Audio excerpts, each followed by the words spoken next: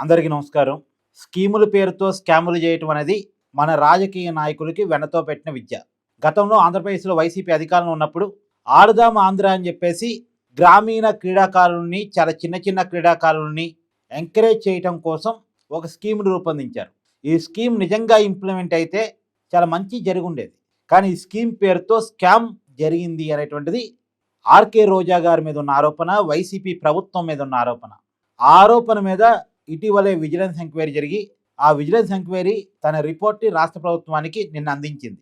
ఆ రిపోర్ట్ ప్రకారం ఆడుదాం ఆంధ్ర పేరుతోటి ఆనాటి క్రీడా శాఖ మంత్రి ఆర్‌కే రోజా, ఆనాటి SAAP chairman Byreddy Siddhartha Reddy and అధికారులు వీళ్ళంతా కలిసి 40 కోట్ల రూపాయల స్కామ్‌కి పాల్పడ్డారు అనేటువంటి విషయాన్ని కనిపెట్టడం జరిగింది. దానికి సంబంధించిన రిపోర్ట్‌ని విజిలెన్స్ రాష్ట్ర ప్రభుత్వానికి అందించింది. ఈ మొత్తం స్కీమ్ కింద 100 కోట్ల రూపాయలు కేటాయిస్తే దాంట్లో 40 కోట్ల రూపాయల అవినీతి జరిగింది అనేటువంటిది ఇప్పటికీ విజిలెన్స్ నివేదిక చెప్తున్న అంశం.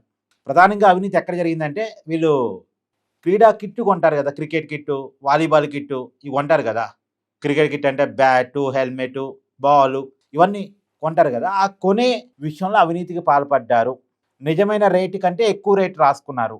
పైగా ఎక్కడికైతే మ్యాచ్లు నిర్వహించారో, క్రికెట్ మ్యాచ్ కావచ్చు, లేదా వాలీబాల్ టోర్నమెంట్ కావచ్చు, ఇవన్నీ ఎక్కడైతే నిర్వహించారో అక్కడ అయిన ఖర్చుల కంటే ఎక్కువ ఖర్చులు రాసుకున్నారు. క్రీడా పోటీలు జరగకపోయినా సరే జరిగినట్టు రాసుకున్నారు.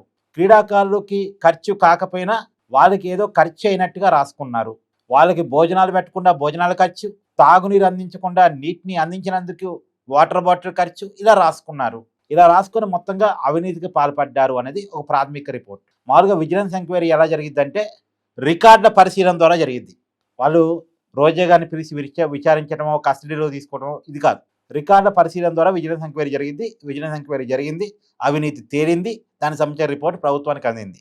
ఇది ఒక ప్రాథమిక రిపోర్ట్గా చూడాలి. ఈ రిపోర్ట్ని ఇప్పుడు సిఐడి చేతో, సిట్ చేతో ప్రభుత్వం మళ్ళీ విచారిస్తే, అంటే ఈ ప్రాథమిక నివేదిక ఆధారంగా ఎంక్వైరీకి ఆదేశిస్తే, వాళ్ళు ఆర్‌కే రోజా గారిని, బైరెడ్డి సిద్ధార్థరెడ్డి గారిని, ఇతర అధికారులని అదుపులో తీసుకొని అవసరాన్ని బట్టి అరెస్ట్ చేస్తూ వాళ్ళని రిమాండ్కి పంపించి మళ్ళీ కస్టడీ పిటిషన్ వేసుకొని కస్టడీలో తీసుకొని ఈ కేసును విచారించి ఒక దశ తీసుకొచ్చే అవకాశం ఉంటుంది.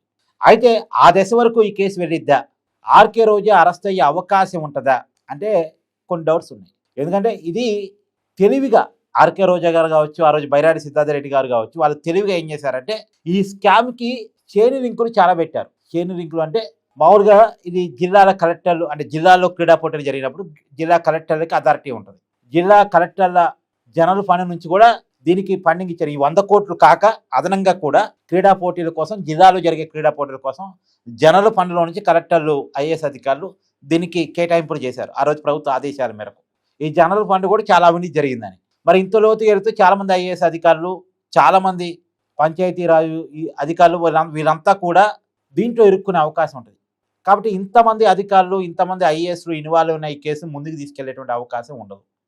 పైగా ఒక చర్చ ఏం జరుగుతుంది, ఒక అనుమానం ఏం జరుగుతుందంటే సీఎంఓలో ఉన్నటువంటి ఒక ఐఏఎస్ అధికారి ఆర్‌కే రోజాని ఈ పర్టికులర్ కేసులో రక్షించబోతున్నారు, ఆయన సేవ్ చేసే ప్రయత్నంలో ఉన్నారు అనేటువంటిది కూడా నడుస్తుంది. అంటే ఆర్‌కే రోజా మీద ప్రేమ కాదులేండి, ఆయన ఎక్కడ ఇరకపోతాడు అనేటువంటి కారణం చేత ఆర్‌కే రోజాని రక్షించే పనిలో ఉన్నాడు అనేటువంటి చర్చ కూడా నడుస్తుంది. అందుకే నేను క్వశ్చన్ మార్క్, ఒక అనుమానం పెట్టాను, ఆర్‌కే రోజా అరెస్ట్ కాకపోవచ్చేమో అని. అవినీతి నిజం అంటే నేను చెప్తుంది కాదు, విజిలెన్స్ రిపోర్ట్ చెప్తుంది. కానీ అరెస్టు దాకా పోకపోవచ్చు, ఎందుకంటే ఇది ఒక తేనె తుట్ట, చాలా మందితో ఇంక్లూడ్ అయి ఉన్న కేసు.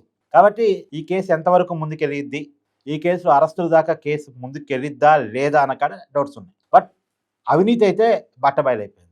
కాదే ఇక్కడ కీలకమైన విషయం ఏంటంటే ఆర్‌కే రోజా అరెస్ట్ కావాలని టీడీపీ కార్యకర్తలు కోరుకోవటం, జనసేన కార్యకర్తలు కోరుకోవటం కాదు, వైసీపీ కార్యకర్తలు కూడా కోరుకుంటున్నారు. ఎందుకంటే అసలు ఆమెకి నగిరిలో కూడా సీటు ఇవ్వద్దని అక్కడ వైసీపీ నాయకులే వాళ్ళ పార్టీ అధినేతను కలిసారు గతంలో, మీకు గుర్తుంది కదా. వాళ్ళ పార్టీ నాయకులే ఆమె మీద ప్రెస్ మీట్ పెట్టి మాట్లాడేవాళ్ళు, మీకు గుర్తుంది కదా. ఆమెకి లోకల్లో, అంటే ఆ నగర నియోజకవర్గంలో వైసీపీ క్యాడర్తో పడదు, ఆ చిత్తూరు జిల్లాలో, ఉమ్మడి చిత్తూరు జిల్లాలో వైసీపీ నాయకులతో పడదు. ఆమెకి వర్గాలకు వాళ్ళు ఎక్కువ. బయట ఆమెకి వైసీపీ క్యాడర్లో కొద్దిగా మాస్ ఇమేజ్ ఉందేమో కానీ చిత్తూరు జిల్లాలో కానీ, ఆమె నగర నియోజకవర్గంలో కానీ ఆమంటే పడని వైసీపీ నాయకులు, ఆమంటే పడని వైసీపీ కార్యకర్తలు చాలామంది ఉన్నారు. వాళ్ళైతే ఆర్‌కే రోజా అరెస్ట్ కావాలని కోరుకుంటున్నారు. చూద్దాం ఎక్కడి వరకు వెళ్ళింది కేసు.